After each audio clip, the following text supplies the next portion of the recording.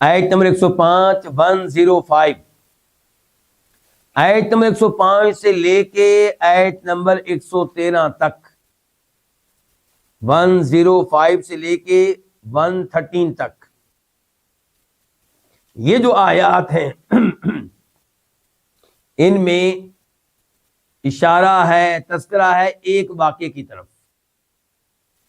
اس واقعے کو کئی ائمہ حدیث نے روایت کیا ہے، ان میں سے ایک ہے امام ترمذی رحمہ اللہ، اور ان کی روایت کو شیخ البانی رحمہ اللہ نے حسن درجے کی روایت قرار دیا ہے۔ مدینہ منورہ میں ایک صحابی رہتے تھے رفاعہ بن زید۔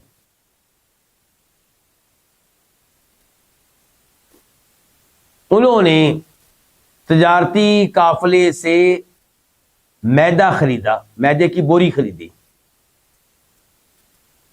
اس زمانے میں میدہ استعمال ہوتا تھا کسی خاص مہمان کے لیے یا گھر کے بڑے لوگوں کے لیے، اس قسم کی امور کے لیے۔ یہ میدہ کی بوری انہوں نے رکھ دی گھر کے سٹور میں، جہاں پہ ہتھیار بھی پڑے ہوئے تھے۔ لیکن صبح اٹھے تو دیکھا کہ یہ تو میدہ کی بوری بھی چوری ہو چکی ہے اور ہتھیار بھی چوری ہو چکے ہیں۔ انہوں نے تذکرہ کیا اس بات کا اپنے بھتیجے سے، قتادہ بن نعمان، اس سے تذکرہ کیا کہ میری تو میدے والی بوری چوری ہو چکی ہے، ہتھیار بھی کوئی چوری کی کسی نے۔ اب بھتیجے نے دائیں بائیں سے معلومات لینے کی کوشش کی تاکہ کسی مجرم تک پہنچ سکیں، چور تک پہنچ سکیں۔ تو انہیں شک ہوا کن کے اوپر؟ ابیرق کے بیٹوں کے اوپر، ابیرق کے بیٹوں کے اوپر۔ بیٹوں کے نام اگر آپ لکھنا چاہیں تو لکھ لیں، ورنہ رہنے دیں۔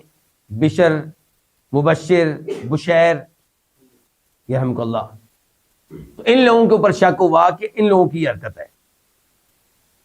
ان کو بھی احساس ہو گیا کہ یہ ہمارے اوپر شک کر رہے ہیں، ان کو پتہ چل گیا ہے کہ یہ حرکت ہم نے کی ہے، اور کی انہوں نے تھی۔ تو انہوں نے یہ کیس رکھا اپنے قبیلے کے سامنے۔ انہوں نے کیس کس کے سامنے رکھا؟ اپنے قبیلے کے سامنے، بنی ظفر کے سامنے، اور ان سے کہا کہ دیکھو یہ لوگ ہمارے اوپر الزام لگا رہے ہیں، ہمارے اوپر تہمت لگا رہے ہیں، ہم سب کی عزت کا یہ مسئلہ ہے۔ تو قبیلے کے نمائندہ لوگ پہنچ گئے نبی علیہ الصلوۃ والسلام کے پاس کہ یہ بڑا اچھا گھرانہ ہے، بڑے معزز لوگ ہیں، اور فلاں آدمی نے ان کے اوپر چوری کا الزام لگا دیا ہے، جبکہ چوری انہوں نے نہیں کی، چوری کسی اور نے کی ہے۔ انہوں نے کسی اور کا نام بھی ذکر کیا، اس کا نام بتایا گیا لبید بن سہل۔ اب قتادہ بن نعمان جب نبی علیہ الصلوۃ والسلام کے پاس یہ کیس لے کر آئے تو آپ ان کے اوپر ناراض ہو گئے۔ کن کے اوپر؟ قتادہ وغیرہ کے اوپر، کہ تم لوگ خواہ مخواہ اس شریف فیملی کو بدنام کر رہے ہو، خواہ مخواہ ان کے اوپر تہمت لگا رہے ہو۔ تو اس واقعے کی طرف اشارہ ہے ان آیات میں۔ تو اللہ رب العزت نے پھر یہ آیات نازل کی جس سے پتہ چلا کہ جس کے اوپر تہمت لگی تھی وہ مجرم نہیں تھا، مجرم وہ تھے جن کے اوپر اعتماد کیا نبی علیہ الصلوۃ والسلام نے، اور جن کا آپ نے دفاع کیا۔ اور آپ نے دفاع کیوں کیا؟ کیونکہ آپ عالم الغیب نہیں تھے۔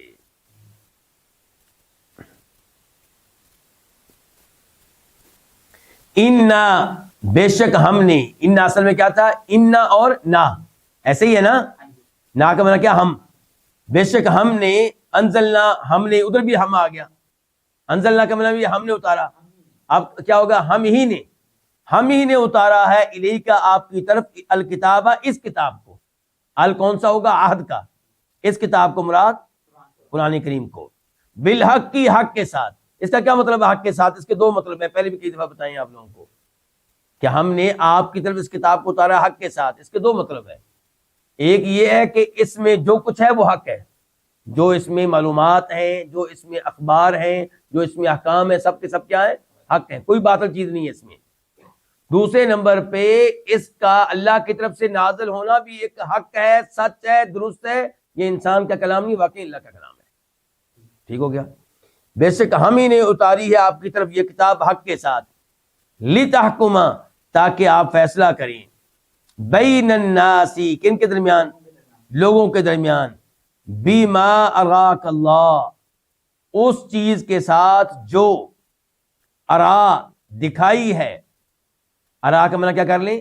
دکھائی ہے، یا کر لیں سکھائی ہے۔ ارا دکھائی ہے، سکھائی ہے کا آپ کو اللہ کس نے؟ اللہ تعالیٰ نے، جن کے ہم نے قرآن آپ کو دے دیا ہے، اس کے مطابق آپ فیصلے کریں اور اس میں آپ اجتہاد بھی کریں گے، ظاہر ہے۔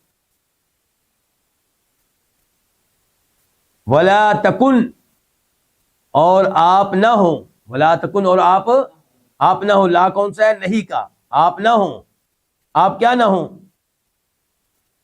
خصیمن، آپ کیا نہ ہو؟ خصیمن، جھگڑا کرنے والے، دفاع کرنے والے، کن کا؟ للخائنین، خیانت کرنے والوں کا، آپ نہ ہو خیانت کرنے والوں کی خاطر، خیانت کرنے والوں کے لیے، خصیمن، جھگڑا کرنے والے، بحث و مباحثہ کرنے والے، دفاع کرنے والے۔ خائنین جمع ہے کس کی؟ خائنن کی، خیانت کرنے والا۔ واضح یہاں تک علماء کرام؟ تو یہاں خائنین سے مراد پھر کون ہوں گے؟ جنہوں نے چوری کی تھی، جنہوں نے چوری کی تھی۔